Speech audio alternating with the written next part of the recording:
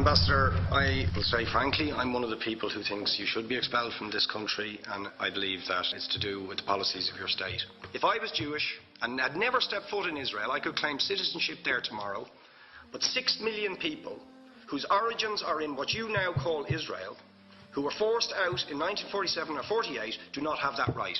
Isn't that part of the reason why the Palestinians are in dispute with Israelis? Because you deny them the right to return to their homes and to their land and to their villages, and that they have a legitimate claim, even under international law, to return, but you deny them that right. Why do you deny them that right? And why do you give that right to other people who have no connection whatsoever with the land, whether you call it Israel or whether you call it Palestine? Why do you continue to seize land, if you're serious about Oslo and the two-state solution, which under that agreement is land designated to be Palestinian land?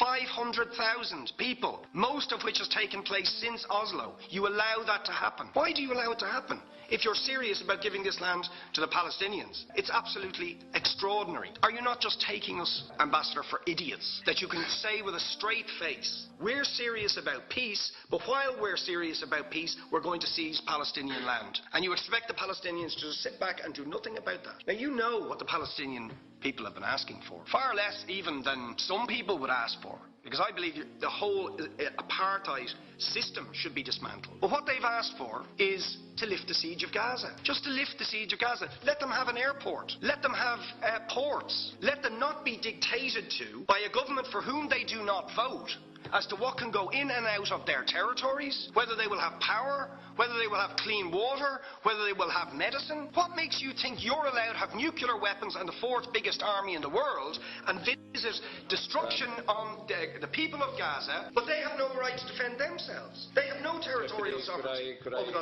that land. Would you ask questions, please? How do you justify that? Yeah.